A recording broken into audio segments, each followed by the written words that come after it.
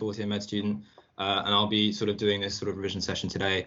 So yeah, let's dive straight into it. So this here is sort of what I've taken out from the second-year syllabus. I know it looks like quite a lot, but I think really the key of this topic is sort of just getting to grips with the fundamentals and being happy with those concepts, and then it's just a matter of manipulating that and applying that to different situations. This will be an interactive sort of session, so we'll be using Socrative. If you haven't used that before, if you just quickly now Google search Socrative student, it'll ask you for a room name, and if you fill out that one, so Soma 1778. At different points of the lecture, we'll be using Socrative type questions, just to sort of test understanding. They're like multiple choice questions, nothing to stress about. But yeah, cool. So let's dive straight into it. So the first part is about body fluid, osmolarity, and volume. And this is something I sort of still kind of struggle with today. These two terms here, osmolarity versus osmolality. And I think the important thing really to remember is that these are both words that mean the same thing. They're both measures really of solution concentration, right? They differ very subtly, however. So osmolarity is to do with the number of solute particles in a litre of water, whereas osmolality is the number of solute particles per kilogram of water. And mostly for dilute solutions, it's insignificant. They're both the same thing. Where it changes is when we get differences in temperature. So as temperature increases, the volume of water can increase slightly. So osmolarity will be very different compared to osmolality. So generally for medicine and biochemistry, we tend to use osmolality, but for all intents and purposes, they're exactly the same. You can treat them the same. Where is my laser pointer? So here we've got an equation for osmolarity, and it's 2 times the concentration of sodium plus urea in glucose concentrations.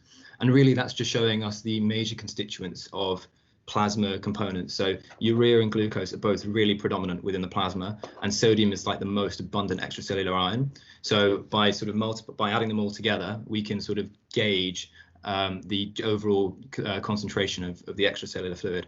The reason we multiply sodium by 2 is to account for the electroneutrality of other ions like chloride and bicarbonate, which aren't that predominant, but they just exist to cancel out the charge of sodium. Cool.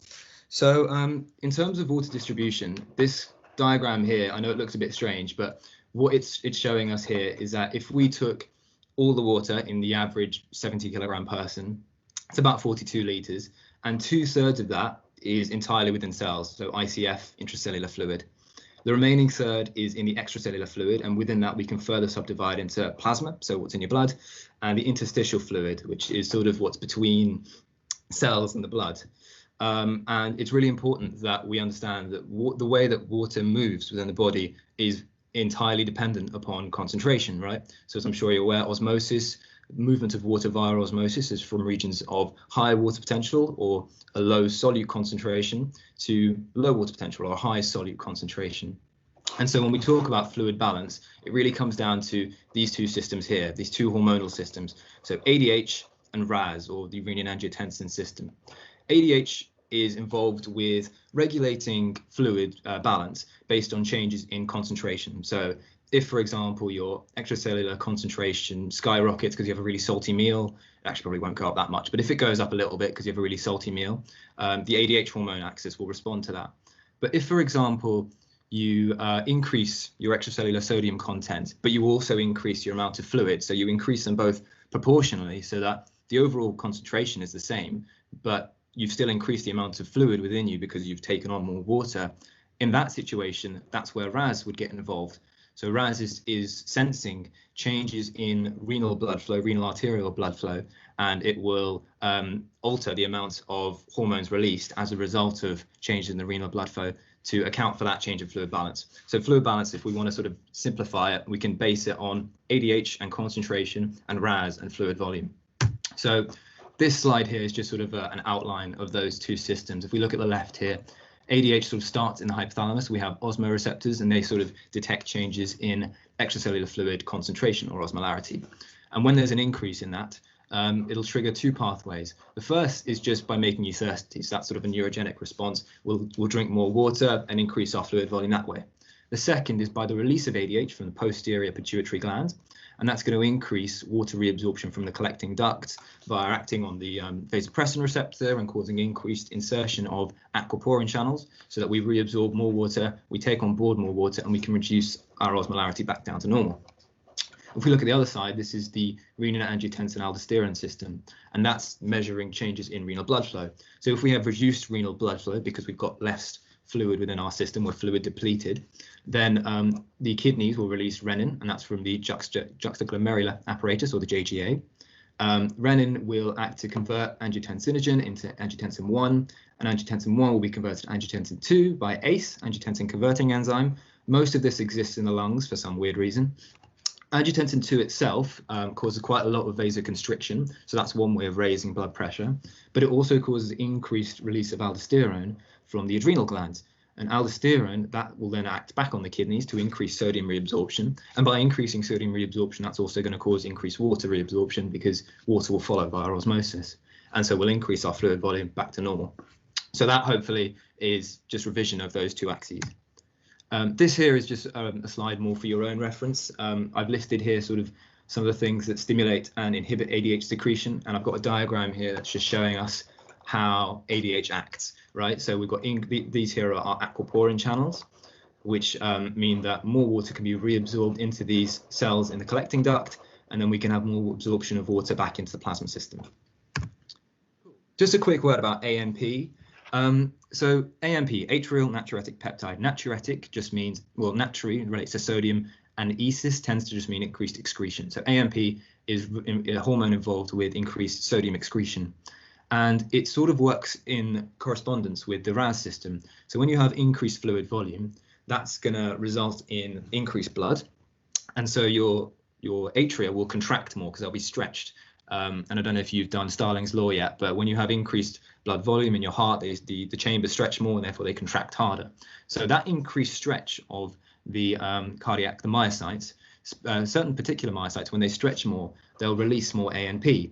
And that ANP will actually inhibit sodium reabsorption at the distal collecting duct by sort of antagonizing the action of renin. And so we have increased sodium excretion. So ANP is sort of the antagonist to renin. And it's another important hormone to remember, because if we inhibit sodium reabsorption and we pee out more sodium, we're going to lose water with it, because water tends to follow sodium. Okay, cool. So now's a good chance to jump to Socrative. This is the room name. If you jump to Socrative student now, we will start with some of the questions. So the first question, hopefully you can see that. Let me know if you can't. Which of the following hormones is most likely to be secreted in response to a rise in central venous pressure?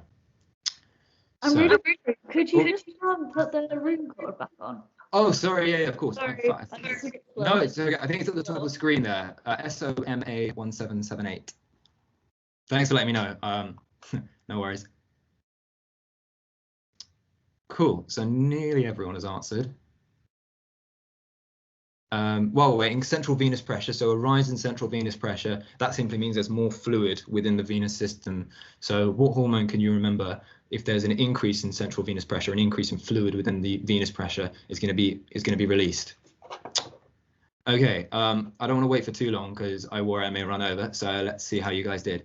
Yeah, exactly. ANP, atrial natriuretic peptide. So that relates to what I just talked about, how increased fluid within the system, increased stretch of those myocytes, increased release of ANP. So remember, renin is sort of the opposite to that. Renin is when we have increased renin when our blood fluid volume is low, we have less blood flowing through those renal arteries, and we want to increase renin because remember the end stage of renin is to release aldosterone, reabsorb sodium, and reabsorb water. So it's sort of the opposite. Okay, cool. Let's do question 2. So from which structure or tissue is antidiuretic hormone released into the blood? This hopefully should be a relatively easy one. Is it the anterior pituitary, posterior pituitary, hypothalamus, adrenal cortex, or adrenal medulla?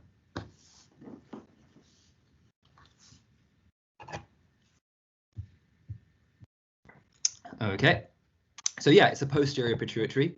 ADH is one of 2 hormones released from the posterior pituitary. It's ADH and oxytocin, and then there's 6 other released from the anterior pituitary. Cool, and the third final one for this section, which one of the following electrolytes is most likely to be lost from the body as a consequence of aldosterone secretion? Now, I haven't directly touched upon this, but if you remember, aldosterone increases sodium reabsorption, but that actually occurs at the expense of another electrolyte. And actually it occurs at the expense of 2 electrolytes, but this one is more important than the other one, if that makes sense. Okay, cool, everyone's answered. Awesome, yeah, potassium, yeah. And actually this relates to something called Conn syndrome. I don't know if you guys have heard of it. Con syndrome is basically what happens in people who secrete too much aldosterone. So as a result, they're reabsorbing loads of sodium, so they're hypernatremic, but they excrete a load of potassium as well, so they're hypokalemic. And the other ion that's lost as a result of aldosterone action is hydrogenized protons. So people with cons are hypernatremic, hypokalemic, and alkalotic because they're losing all this protons as well. Awesome. Okay, let's get back to the presentation. Cool. So we talked about fluids, we talked about concentration. I want to talk a bit about potassium. So potassium is the most abundant intracellular ion. It's about a concentration of 140 millimolar. So potassium is sort of like what sodium is, but inside the cell. So if we change the intracellular concentration of potassium, we're going to change fluid we're going to change how fluid moves into and out of the cell. Now, I've written there 90% of the total body potassium is free. What I mean by that is when it's floating around the blood, it's just on its own potassium ions. And when we refer to any electrolyte, ion, drug, if we refer to that as being free, that means it's biologically active, it can have an effect. However, the remaining 10% of potassium is bound to red blood cells, bone, brain tissue, and if anything's bound to something else, it can't exert an effect. And that's just something really important to keep in mind. And of course, potassium, the most important aspect of potassium is its role on membrane excitability, right? So if we increase our extracellular potassium, remember, if we increase extracellular potassium, we lower that concentration gradient between the inside and the outside, so we're more likely to depolarize membranes. Whereas if we lower extracellular potassium, we're going to increase that concentration gradient. More potassium is going to want to come out, so we're going to hyperpolarize membranes. And that's really important when we talk about hypo and hyperkalemia. So hypokalemia, we've got there some clinical features of hypokalemia. In terms of what causes hypokalemia, we can sort of group it into three main causes. The first one is, well, three main causes. We'll get to how many causes, but the first one is reducing your intake of potassium. Now, that's actually a really rare cause of hypokalemia. It's quite unlikely that you just you stop taking on board potassium. So that's a very rare cause. One of the more common causes of hypokalemia is either if people are puking loads or have really bad diarrhea, because you get a lot of potassium within gastric contents and within stool. So if you see any patients who have they've either got like a really bad tummy bug, or if they're bulimic and therefore they're throwing up lots, they may be hypokalemic. Another cause of hypokalemia, which is actually more difficult to spot, is if you get a shift, right? So you get lots of potassium moving from outside the cell into the cell. And that's still called hypokalemia because we measure potassium from blood, right? And that's extracellular. So an example of that, for example, is if you think about diabetics who take insulin. If they take too much insulin, insulin actually triggers an intracellular shift of potassium. So they may look hypokalemic because all of their potassium is shifted intracellularly. So that's important to remember. I've written some stuff here on the slide of clinical features of it. I don't get too worried about like memorizing all of this. The important one is at the top here, hyperpolarization of excitable membranes. So all these sort of symptoms of hypokalemia are going to be as a result of this reduced excitability, such as muscle weakness, so constipation, which is effectively just muscle weakness but in the bowel. You also get pretty bad cardiac dysrhythmias, and these are sort of features that you'd see on an ECG. Again, you don't need to worry about memorizing all of this. Nephrogenic diabetes insipidus is a really interesting one, and one I'll come back to later actually when we talk about calcium. And then hyperkalemia. So again, hyperkalemia rarely going to be from taking on board too much potassium. If it is from taking on board too much potassium, then it's likely going to be an iatrogenic cause. So a doctor's probably messed up and given someone too much intravenous potassium. And then if you are hyperkalemic, you're going to lower that concentration gradient, as I said earlier. So you're going to depolarize membranes more likely. Interestingly enough, you also get muscle weakness here, as well as with hypokalemia. The reason you probably get it here is because that your depolarizing membranes are way more excitable. So you probably just fatigue your muscles much more quickly. Cool. Okay, so this diagram just shows us the standard nephron and renal potassium handling. The vast majority of potassium is reabsorbed in the proximal convoluted tubule. We get some active secretion sort of in the DCT and in the collecting duct, and this is sort of where the aldosterone comes into play, right? So we talked about how aldosterone reabsorbs sodium, but it's also involved with potassium secretion and proton secretion. So that action sort of happening DCT and early collecting duct. But there's also non-renal handling. So I've mentioned about the fact that we get some potassium in the stomach, and therefore if you're puking loads, you may become hypokalemic, and even in the colon. But also we get this cellular shift, right? So insulin and even catecholamines can shift potassium from extracellularly to intracellularly. That's a big word. So I talked about diabetics who take insulin. If they take too much, they can become hypokalemic. But even people who have asthma, if they take their salbutamol inhaler, which is a beta-2 agonist, if they take too much of that, they can become very slightly hypokalemic, because that could sort of shift potassium intracellularly again there. Awesome, cool. Let's jump to the next set of Socrative questions. So, question 4. So, hypokalemia, remember hypo meaning low, commonly arises from which of the following? Rhabdomyolysis, that just means muscle breakdown, diarrhea, renal failure, cirrhosis, or diabetic ketoacidosis? Oh, very quick to answer. Okay, let's see how we did. Diarrhea, 100%, excellent, yeah. So diarrhea and then vomiting is another second cause. Renal failure, so renal failure actually interestingly causes hyperkalemia. And any patient who has what we call AKI, acute kidney injury, we're going to be very worried about hyperkalemia. And that's because if your kidney function starts to worsen, you're going to be excreting less potassium, and therefore you're keeping more potassium on board. So hyperkalemia is a worry if the kidneys are shot. Cool. Question 5. So hyperkalemia can be acutely treated by giving which of the following? So if you've got really high potassium, what could we do to lower that potassium? Is there anything that we know maybe changes potassium levels in the plasma? Okay, let's see how you guys did. Can we get to 14? No. All right, let's see how we did. Insulin, yeah. So insulin, as we said, insulin is one of those hormones that shift potassium from extracellularly to intracellularly. Mineralocorticoids, not quite. So remember, mineralocorticoids, an example of that is aldosterone. And aldosterone will excrete potassium. So actually, I mean, so yeah, fair enough. You can treat it by giving aldosterone, but it's not. We don't commonly do that. The reason we don't is because you're going to be hypernatremic, and also any hormone, we don't tend to give hormone therapies because they're quite long acting and they take a long time. And this question is asking about acute treatment. So insulin is probably much faster acting than something acting on the kidneys. As we come to do acid base at the end, we'll talk about how anything that affects kidney function takes a very, very long time to take place in terms of like renal changes. But I mean, the theory is right, so fair enough. Have we got another question? Okay, cool. So if very severe, hyperkalemia can be treated using low doses of which of the following?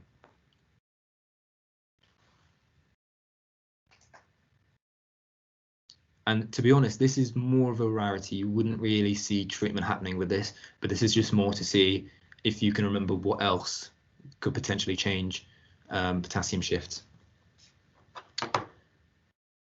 Couple more maybe. Okay, cool. So yeah, catecholamines. So if you remember, I talked about how people with asthma who take salbutamol inhaler, that will also cause a shift of potassium from outside the cell to inside the cell. The reason that we don't tend to give it is because people who have really, really high potassium, they're at real risk of really dangerous cardiac arrhythmias like ventricular fibrillation, which if that's not treated, that's pretty much lethal. And so the last thing you want to do is give them really, really high doses or really unregulated doses of catecholamines, because that'll also, pound the heart pretty hard. So if it's really severe hyperkalemia and it's something that you want to respond to quickly, you'd want to give them really low doses of catecholamines and keep a close eye on them, because in that situation, insulin may not act quickly enough. Okay, cool. Was that all the questions for this section? Yeah, it was. Okay, cool. So let's get back to the theory. I hope I'm not going too fast or too slow. I haven't really timed this, but I'm trying to stick to time. Okay, so we talked about potassium. Let's have a quick look at calcium. So I think that diagram on the left actually is quite a useful diagram, just because it shows the three most important aspects of calcium, right? Bone, gut, and kidney. And we'll be talking about how we sort of get a shuttling of calcium between those three organs. So extracellular calcium concentration is around 2.5 millimolar. Intracellular, much lower, about 0.1 micromolar. And calcium in the plasma is either going to be free and therefore biologically active, complexed with citrate and phosphate, or it's going to be bound to protein, mainly albumin. And we'll talk about albumin later when we talk about iron. Cool. Okay, so functions of calcium. Oh, I've gone too far. Functions of calcium. I apologize about this table. I haven't actually put any commas in. So structural is bone, comma, teeth, not bone teeth. So yeah, I mean, a really common example that everyone's aware of is a structural form of calcium, bones and teeth. But if you remember from first year, it's really important in that presynaptic membrane in the NMJ. You get an influx of calcium and they interact with the snare protein, so you can release your neurotransmitter. So that's really important. And they're also really important as a second messenger. So if we remember GQ, GPCRs, IP3 causes the release of calcium from the endoplasmic reticulum. And so calcium is really, really, really important. Cool. So clinical features of hypercalcemia. So I've got up there some examples of sort of features that you may see: muscle weakness, weight loss, thirst, mental changes, nephrogenic DI. But what actually causes hypercalcemia? What commonly causes it? And really, there are two major causes that we see of hypercalcemia. The first is malignancy or cancer. And that's really for two reasons. The first reason is because if you have a malignant tumor, a lot of them commonly metastasize to bones. And so that causes bony pain because, you know, you've got these mets that are sort of invading your bone, but also they end up to breaking down the bone, and that can release sort of slowly leach calcium into the plasma. So that's one reason you can get hypercalcemia from malignancy. Another is from benign tumors that secrete hormones. And we often term that as paraneoplastic syndrome, but you often get certain cancers, like there are certain kidney tumors that release PTHRP or PTH related peptide. And as we'll come to see later, PTH is one of the main hormones that acts to increase calcium. So this tumour's secreting loads of this hormone, which is telling the body to increase calcium, so you become hypercalcemic. On the topic of PTH, another main cause of hypercalcemia is just having a parathyroid tumour. So a tumour that is secreting loads of normal PTH. So yeah, awesome. I've mentioned here nephrogenic DI, and we talked about it earlier with hypokalemia. So diabetes insipidus is different to the normal diabetes that we know of that's related to blood sugar. The similarity between these two, however, is the fact that people pee a lot. With diabetes insipidus, it's a problem with ADH. So either you're not producing enough ADH in your brain, in your posterior pituitary, that's called cranial diabetes insipidus, or you're producing enough, but it doesn't really have any effect on your kidneys. The kidneys are sort of insensitive to it, and that's nephrogenic DI. And for some reason, we found that hypercalcemia and hypokalemia can cause temporary sort of a transient nephrogenic DI in patients. And I've written there lithium for bipolar. Weirdly enough, people who have bipolar disorder, lithium is a gold standard for treatment. But for some reason, lithium causes really high levels of calcium. And people who are on lithium for really long periods of time can end up getting these symptoms of nephrogenic DI. But strangely enough, the longer that you're on the treatment for, the harder it is for you to sort of revert back to being in a normal, healthy, non-diabetic insipidus state. Whereas if you're on it for a short period of time, then you come off it, it's quite easy to resort back to it. So strange, but interesting. I've also written kidney stones there. So anything that increases your calcium levels is going to increase your formation of kidney stones, just because the main component of kidney stones is calcium and oxalate, and they can be really painful, kidney stones. Cool. Hypocalcemia. So hypocalcemia, the main things it's going to cause are numbness, tingling, paresthesia. Interestingly, people who have panic attacks and therefore they have really high respiratory rates. If you imagine having a panic attack, you're going to be breathing really, really quickly. And as we come to see later, you breathe off all your carbon dioxide. So you go into what's called respiratory alkalosis. That also can cause a hypocalcemia, because what happens is your blood proton levels, your blood H+ ion levels become so low that you end up freeing up spaces on proteins that would normally be bound to H+, but are now going to become bound to calcium. So we have lower levels of calcium that are biologically active, and so you sort of transiently become hypocalcemic. And so people who have panic attacks commonly will have sort of numbness and tingling. I think sometimes they have it around their mouths as well, which is quite interesting. I've written at the bottom prolonged QT interval, which if you have read about in terms of cardiac and ECGs, you know that a prolonged QT can increase your risk of a particular kind of ventricular tachycardia called torsade de pointes. It's a weird French term, but that's quite dangerous, and that can also be quite lethal. So important to remember. Okay, cool. Let's just talk quickly about bone, because it is quite important when we're talking about calcium. It's the major store of calcium. And to keep things simple, bone, really, we can just divide into two main components. You have osteoid, which is sort of this organic matrix. And then you have that long, weird-looking formula, which everyone else just calls calcium hydroxyapatite, and that's sort of secreted onto our matrix. So it's almost like, I don't know, concrete and tiles, maybe. I don't know, I'm not good with metaphors, but it's sort of like glue in a structure. And within the bone, we have three main cells that are sort of constantly refurbishing and remodeling our bone. And that's something to keep in mind, actually. Bone isn't one of those things that when we finish growing, it's sort of done, it's neutral. Bone is constantly metabolically active in all people, whether you're growing or not. And it's made up of these three main cells. So we've got osteoblasts, osteocytes, and osteoclasts. The osteocytes sort of sit in these sort of channels called canaliculae, and they're very, very long-term cells. The osteoblasts, they are mostly involved in laying down our concrete, our collagenous matrix, and the osteoclasts are mostly involved in breaking down bone. So they're going to have increased activity when hormones like parathyroid hormone want increased calcium, and they're going to get that from the bone by leaching more calcium from the bone into the plasma. Cool.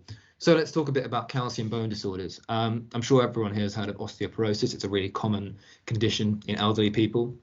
Weirdly enough, however, osteoporosis is one of those conditions that we can't actually diagnose biochemically. It's more one of those conditions that we diagnose from doing scans and stuff. So osteoporosis is where individuals have really, really poorly weak bones that are really likely to fracture. Yeah, we diagnose this using things like DEXA scans, which are types of X-ray scans. And yeah, they're often seen in the elderly. The two biggest risk factors for osteoporosis are old age and a lack of estrogen post-menopause in women. Yeah, and then rickets slash osteomalacia. Rickets and osteomalacia are effectively the same thing, but at different points in your life. So rickets you see in children because they're still growing. Whereas osteomalacia you see in adults, and they're both due to a vitamin D deficiency. So when we talk about the hormones of calcium, we'll talk about parathyroid, but we'll also talk about vitamin D, which is a really important calcium regulatory hormone. So these diseases are caused by vitamin D deficiency, and as a result, you get these sort of really weak bones. And in children, because the bones are still growing, you end up with sort of bendy bones and they sort of bow, and you really see it in the weight-bearing long bones like the legs. Whereas in adults, you don't really see any bowing of the legs because adults have finished growing. But what happens instead is they're just much more prone to fracture. And again, they're really common in old people. And that's why actually currently during the COVID pandemic, a lot of the care packages that are being sent out to elderly people include vitamin D, right? Because people are staying at home, they're not being exposed to much sunlight, which is really important for vitamin D conversion in the skin. So it's really important that these people are taking vitamin D supplements so that they don't, have a fall and end up breaking something when really that can be avoided easily. Okay, cool. A quick word on pregnancy and lactation. So this is sort of a quick word just because this is quite a dense topic if we get into it, and this is just one line on the syllabus. So the overall message really is that both in pregnancy and in lactation, calcium levels tend to fall. Now in lactation, that's kind of obvious, right? Breast milk's going to have an increased amount of calcium in it, and that calcium's got to come from somewhere. It's going to come from the mother's blood. So obviously that means that her calcium levels are going to fall. But during pregnancy, we also get, when I say pregnancy before lactation, we're also going to get a fall in calcium.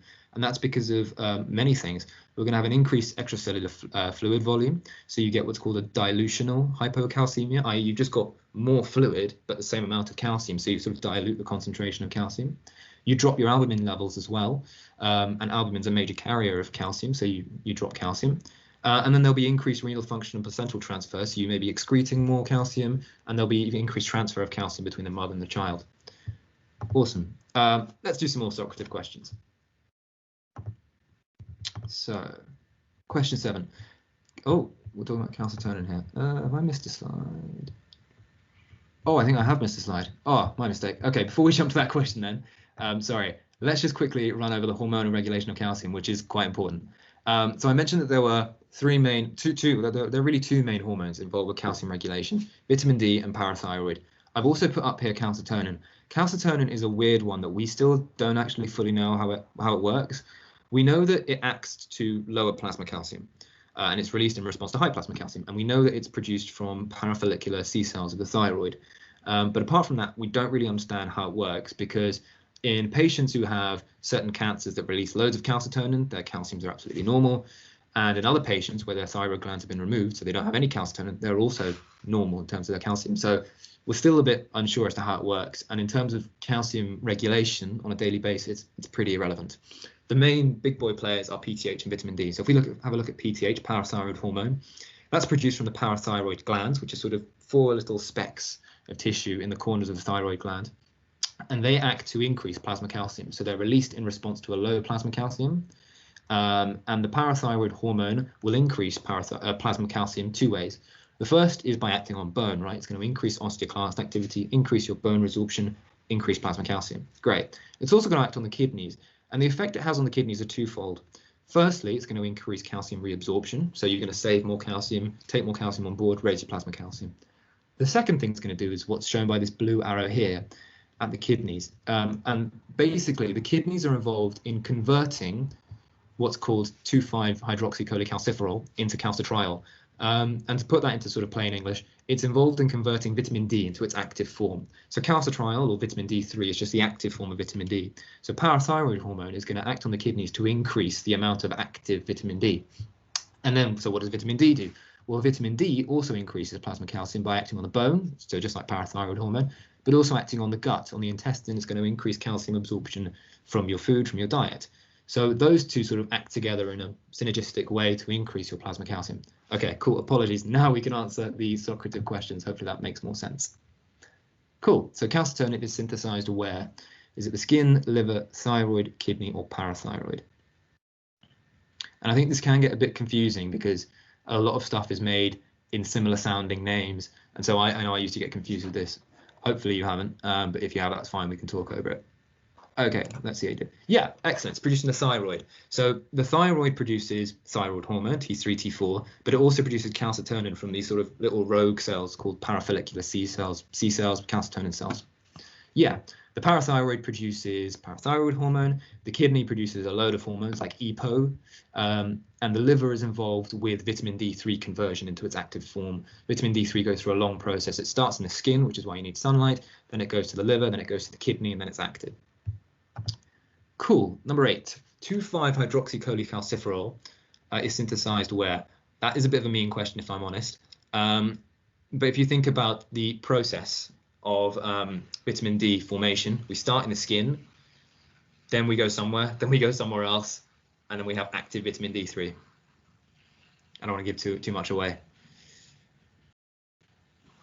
Okay, let's see how we did. Yeah, awesome. It's in the liver. So you start off in the skin, and then you transport your vitamin D from the skin to the liver, and that's where you have the first step of hydroxylation. And then from the liver, you transport your 2,5-hydroxycholecalciferol to the kidneys, and it goes through a second hydroxylation step to form 1,2,5-hydroxycholecalciferol, or calcitriol, which is the active form. Awesome. Is there one more question? Yeah, there is one more question. Okay, parathyroid hormone directly affects what? And when I say directly affects, I mean in terms of its impact in raising calcium.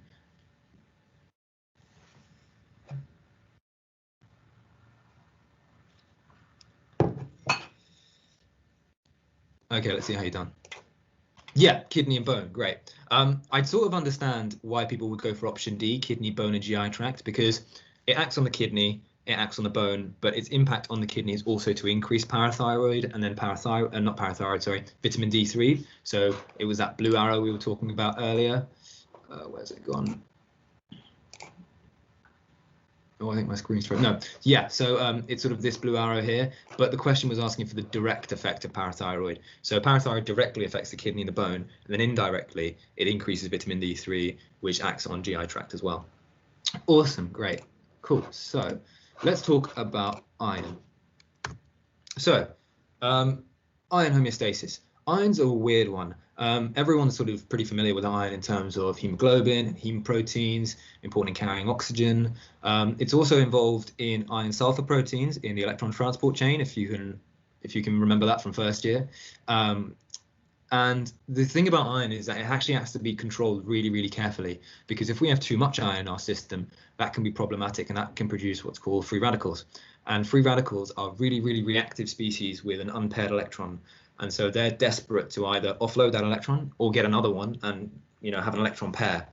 And as a result of being really reactive, that in the body is just dangerous. It'll react with anything and everything and cause quite a lot of damage. So we want to control iron levels really carefully. So if we look at the diagram on the left here, this central bit that says Fe3 plus and then it's got a little dash and TF. That's just showing that in the plasma, most of our iron exists in the 3+ form. Remember, iron can be either 3+ or 2+, so it has 2 different oxidation states, which makes it useful in terms of the electron transport chain. The TF stands for transferrin. And as we'll come to see later, transferrin is one of the major proteins that transports iron around in the plasma. It's like iron's main carrier protein.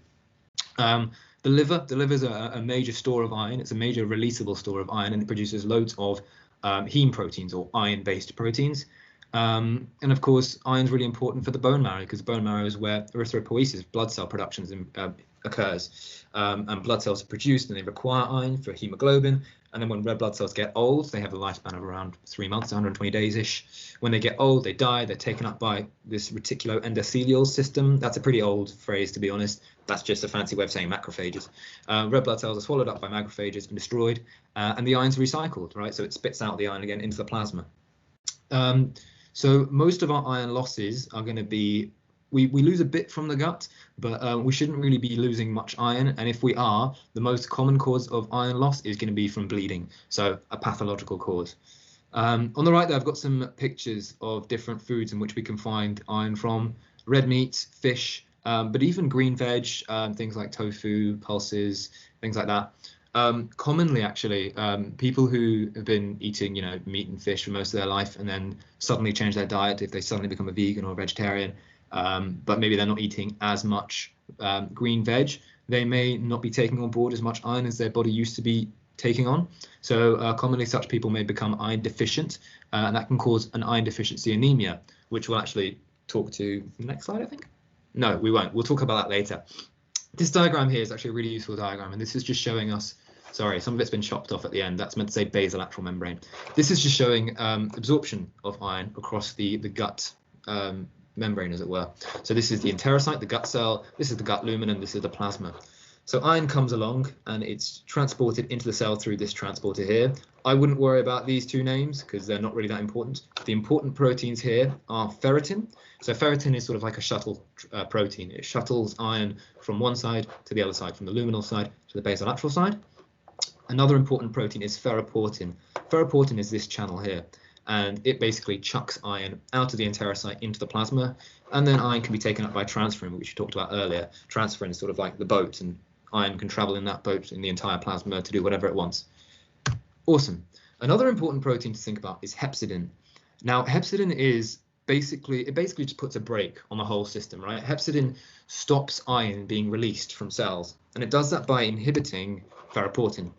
So as a result of hepcidin action, ferroportin sort of gets blocked up, and all our iron gets locked up within our cells, whether it's our enterocytes, our macrophages that have swallowed up red blood cells, our liver cells, wherever iron is, it's locked away in cells, it can't be released. And over time, that iron gets broken down, degraded by lysosomes, so it's not really that useful.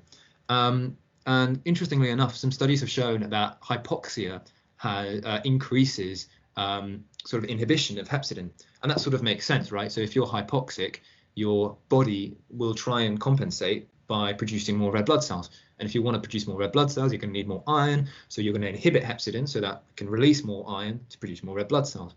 And it's believed to do that via the HIF transcription factor family. So HIF, hypoxia inducible factors, which is interesting.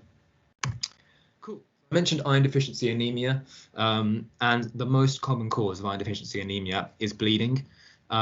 There's a weird phrase I've written up there, hypochromic microcytic anemia. Medicine likes to use a lot of weird Latin-y sounding names to sound, intellectual. All this means is hypo means less, chromic means color, so reduced color. So if you look at someone's blood who has this iron deficiency anemia under a slide, it'll have less color.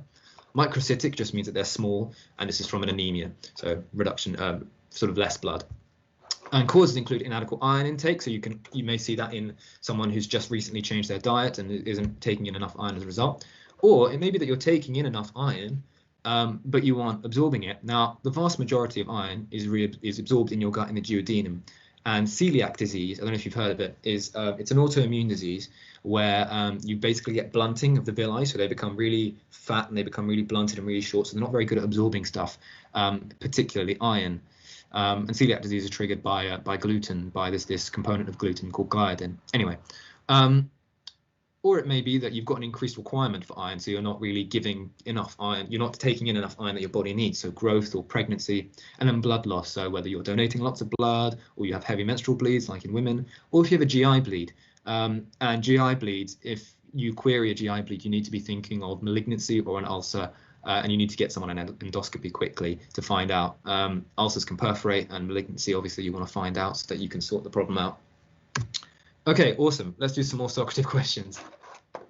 I hope this is all making sense and somewhat interesting. Okay, so which one of the following combinations of blood concentrations of transferrin, iron, and ferritin best reflects an iron deficiency anemia? I know this is a bit of a mean one because I haven't told you anything about this, but I think this is one you can almost figure out from just applying the principles, and I sort of want to show that here. So obviously, if you're iron deficiency anemia, we know that the iron is going to be low, right? So that sort of narrows down some of the options here. Then what do we think is going to happen with transferrin and ferritin? So remember, transferrin is the transfer protein that carries iron along in the plasma, and ferritin is sort of that storage. It's the protein within cells that shuttles iron across the enterocyte. So if we were thinking that, you know, we've got low iron, the body's going to try and compensate for that. How would it compensate, or would it compensate? So this is sort of me trying to show you that understanding and having a handle on the basics, you can just manipulate that and apply that here, hopefully. Okay, let's wait for a couple more people to answer. Okay, let's see how we've done.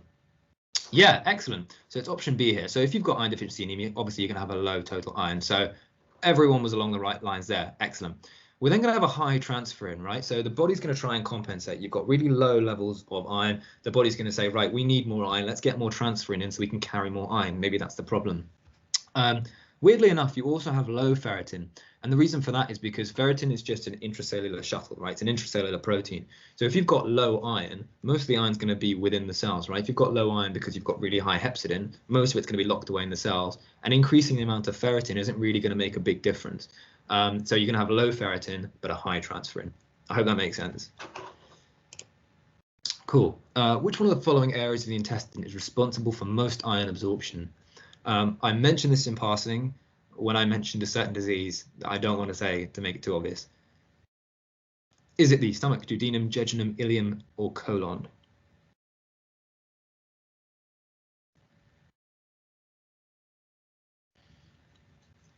Okay, let's see how we've done. Yeah, it's a duodenum. Excellent. So when I talked about celiac disease, I sort of mentioned that most iron is absorbed in the duodenum, and that's why people with celiac disease are really badly affected, because celiac is almost always affecting the duodenum. Yeah. And question 12. Which one of the following conditions is most likely to produce an iron deficiency anemia? This should be an easy one. Remember what I said is the most common cause of an iron deficiency anemia. If you see someone and they have iron deficiency anemia, what's the most common thing that you're going to be worried about? Let's see how we've done. Yeah, excellent. Chronic blood loss, right? You're going to be worried that they're bleeding. And if you can't see the bleed externally, you're going to be even more worried that it's an internal bleed. Chronic renal failure, not quite. So chronic renal failure is not going to cause an iron deficiency anemia. That may cause a different kind of anemia because you're not producing enough EPO. And EPO is the hormone that is involved in stimulating red blood cell synthesis. Okay, awesome. Okay, cool. So the final part of this lecture, how are we doing for time? We've got 10 minutes. Okay, cool. Final part of this lecture is talking about acid-base balance. And I think acid-base balance is something that people either love or they hate. And hopefully I want to try and simplify it for you. So this equation here is something you don't have to memorize, but it's something that people do find helps.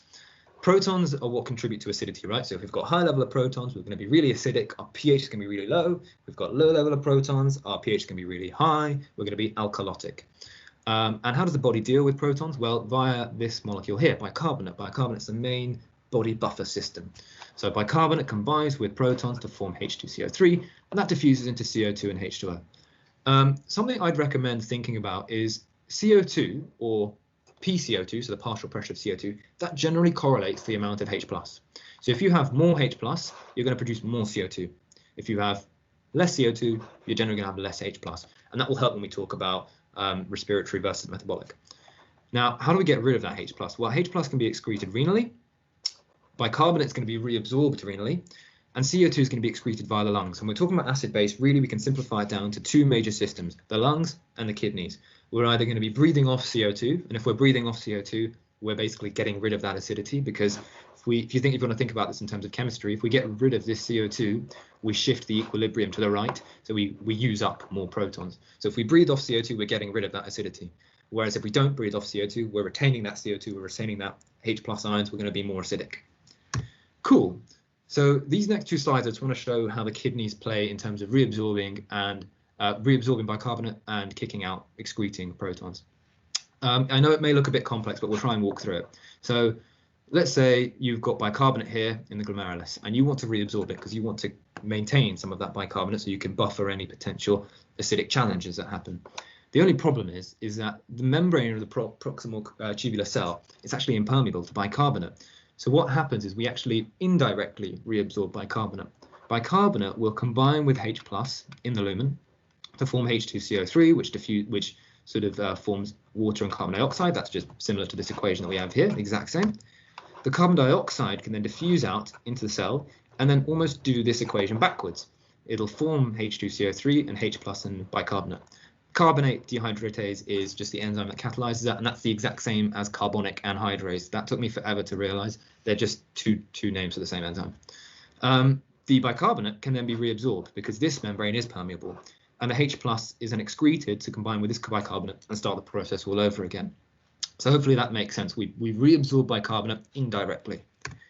When it comes to excreting acid, however, we've got a different problem. We can kick out the acid, but we need it to stay in the lumen. We don't want it getting reabsorbed. So we need some kind of urinary buffer. And the main urinary buffer is phosphate. So monohydrogen phosphate, that's this molecule here, that's going to combine with hydrogen ions that have been kicked out of the cell to form H2PO4-, and that will stay within the lumen and not be reabsorbed.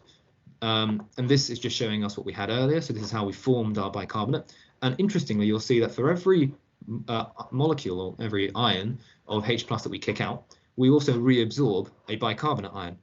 So for every bicarbonate ion we absorb, we excrete a hydrogen ion. Sodium here is just to show that it's an exchanger that involves both sodium and hydrogen. Cool. This slide is quite an important one in terms of bringing it back to clinical relevance. And I want to go through this one not too quickly, just so that everyone's happy with it. There are two main types of acid-base disturbances. There is a respiratory cause or a metabolic cause. So you can have a respiratory, I don't know if you can see my cursor, a respiratory acidosis or a metabolic acidosis, or a respiratory alkalosis or a metabolic alkalosis. The important thing to remember is that wherever you have a respiratory acidosis, you will have a renal compensation or a kidney compensation. Wherever you have a metabolic acidosis or alkalosis, you'll have a respiratory compensation. Respiratory compensations are quick and easy, right? Because we can change our breathing rate within seconds, right? You can start breathing really quickly now if you wanted to. You could slow down your breathing really quickly now if you wanted to. Whereas renal compensation is much slower. It takes hours, maybe even days. So if we start on the left here, we look at respiratory acidosis. That means that we're acidotic and it's a respiratory cause. So commonly, it's because we're retaining too much CO2. Remember I said CO2 can almost correlate to H+. So we're retaining too much CO2, we're not breathing off enough. And you often see that in sort of obstructive lung diseases like asthma, COPD, things like that. People can't breathe off the CO2, they retain it, they become acidotic. And remember when I said that respiratory disturbances are going to have a renal compensation. So the kidneys are going to try and compensate for that. We're acidotic, the kidneys want us to come back to normal pH, so they're going to increase our reabsorption of bicarbonate. But as I said, the kidneys are really, really slow at doing that, so that'll take a few hours, if not days. And it's important to remember that because if you're in A&E, for example, and somebody comes in with respiratory acidosis and you take a blood gas on them, don't be surprised if you don't see any change in their bicarbonate, because it'll take time for that compensation to happen. If we look at respiratory alkalosis, so this is the opposite. Here we're losing too much CO2, we're breathing off too much CO2. So we often see that in people who are hyperventilating in an anxiety attack. And again, how are the kidneys gonna compensate? Well, here we want to be slightly more acidic so we can be normal. So we're gonna reduce our bicarbonate reabsorption, but again, it'll take quite a bit of time. If we look at metabolic acidosis and alkalosis, well, metabolic acidosis can either be because we're forming too much H+, or forming too many H+ ions, or we're not getting rid of enough H+, or we're losing too much bicarbonate.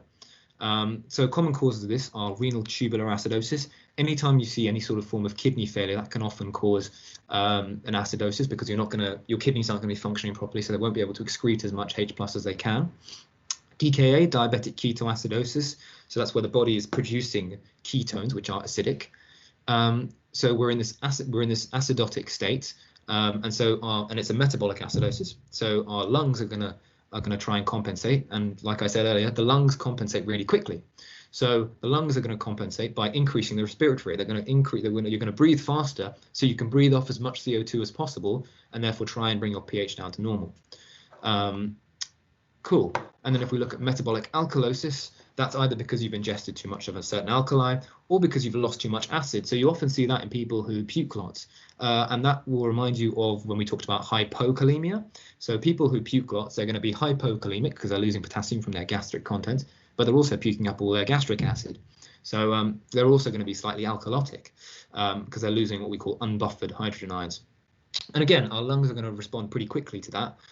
But this time they're going to respond by reducing your respiratory rate. We're alkalotic, we want to be slightly more acidic, so we're going to breathe less, so we can breathe off less carbon dioxide and keep as much carbon dioxide inside as possible.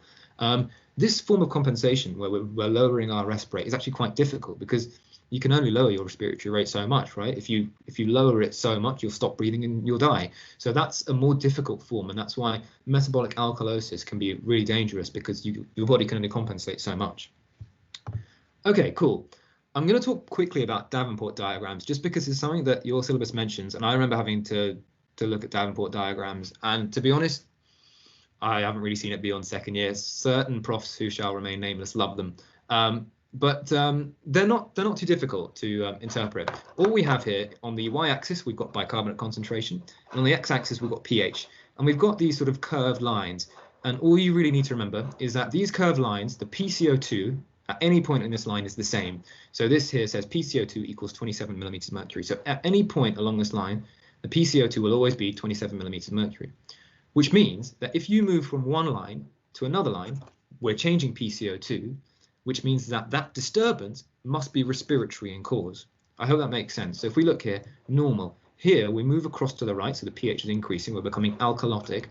And because our PCO2 is dropping, that means that we're becoming respiratory. It's a respiratory alkalosis, right? Because we're breathing off more CO2. Whereas if we go this way, again, our PCO2 is changing, so it must be a respiratory cause, and we're becoming acidotic.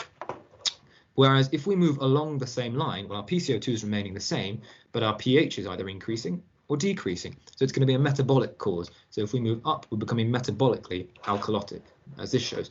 Or if we go down, we're becoming metabolically acidotic.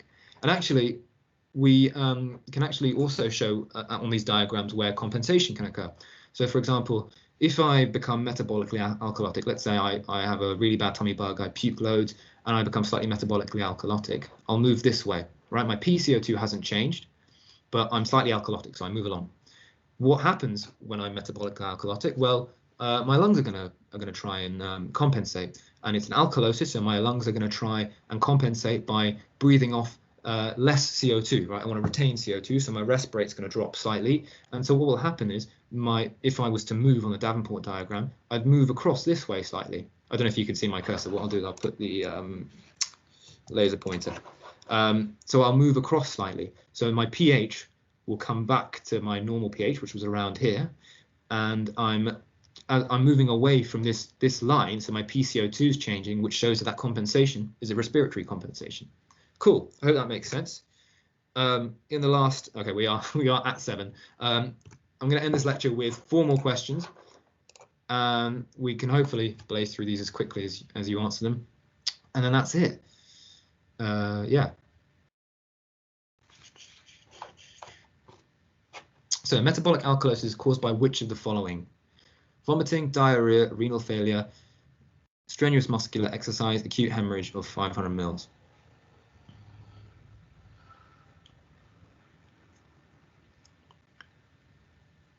Now, just from reading that, I'm aware it may be a bit of confusion between 2 options. Which out of those 2 options is the more common one?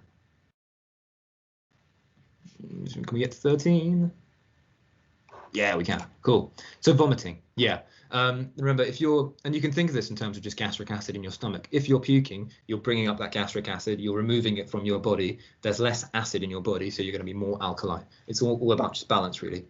Renal failure is a cause of acidosis. So remember, if your kidneys are failing, you're going to be in a state of acidosis because your kidneys are excreting less hydrogen ions. That's renal tubular acidosis, for example. Next one. Okay, respiratory acidosis. So it's an acidosis, you've got high H+, and the cause is respiratory. What's that going to be caused by? Which of these are going to be caused by? COPD, hyperventilation, renal failure, acute hemorrhage of 500 ml, or the use of carbonic anhydrase inhibitors?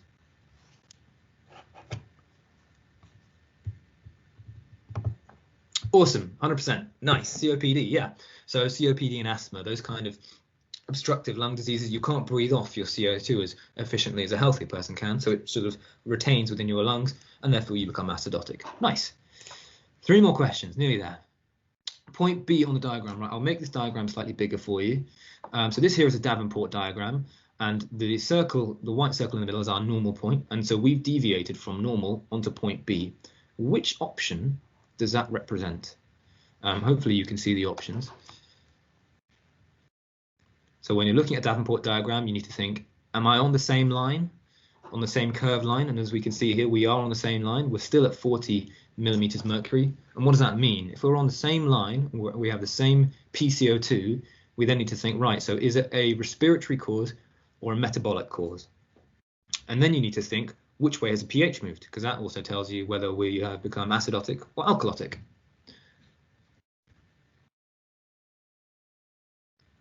Now here I've actually made it slightly harder for you, I've just realised, by not being as clear as acidosis or alkalosis, but actually giving certain causes like high altitude or diabetic ketosis.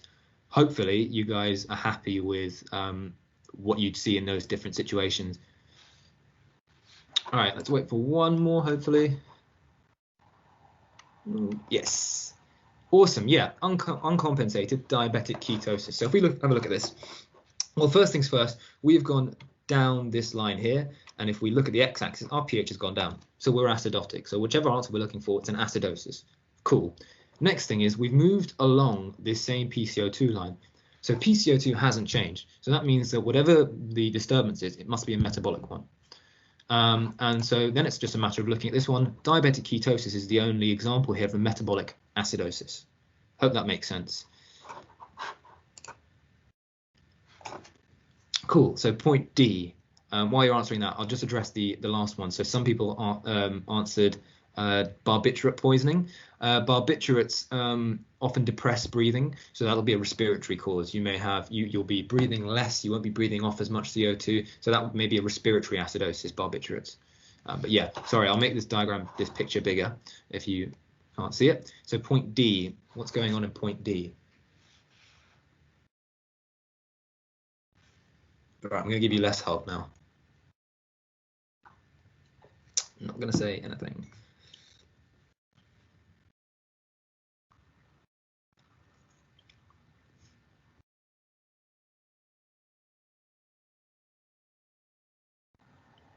So remember, where have we started? Where have we ended? We've ended at point D. What's the difference between those 2 points in terms of pH, PCO2? What can we figure out?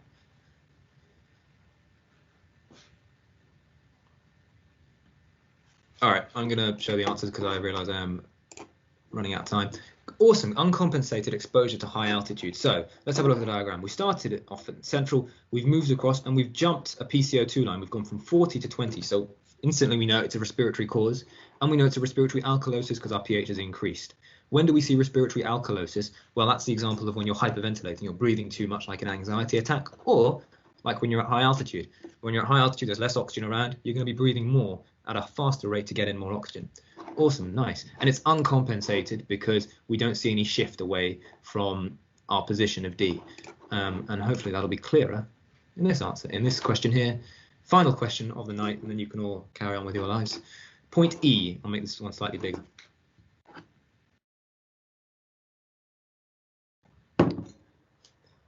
And if you're struggling with this one, just think about the very last thing I said when we went through Davenport diagrams, how we can use them, if that helps.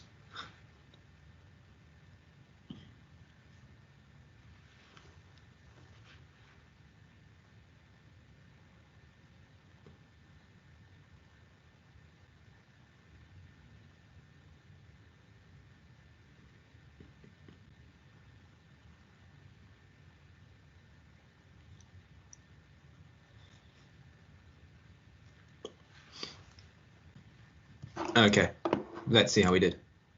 Nice. Okay, so if we have most people saying partially compensated metabolic alkalosis, and then some people saying partially compensated respiratory alkalosis. Let's have a look. So when we're off these lines of PCO2, it's often good to sort of think, how can we get there? And the sort of the most sensible way of getting to point E is by going up along this line and then moving across. So if we're going up along this line here, well, PCO2 remains the same. So it's a metabolic cause, and pH is increasing, so it's a metabolic alkalosis. So what's probably happened in this person is they've had a metabolic alkalosis, and now they've tried to start compensating. So this is the example I gave earlier, right? They've tried to start compensating by reducing their respiratory rate, keeping on board more CO2, and that's bringing their pH very, very close back to normal. The reason it's not a respiratory alkalosis is because we are still on the same line of PCO2 if we were to go this way. So remember, if it was a respiratory alkalosis, we'd move away from this line of PCO2, but also we wouldn't move left, we'd move right. So yeah, that's why it's not that answer. So for examples of where there's compensation occurring, try and think what's happened in terms of the disturbance, and then think how have they compensated. And if the points are on bits of the lines themselves, then it's very unlikely that compensation has happened, and it's more just the disturbance. Cool, that is everything. Yeah, I hope that was useful. If you have any questions, please let me know. I'll do my best to answer them. My email address is there if you want to email me. There is a link there for the feedback form. But yeah, that's everything from me. Sorry I ran over.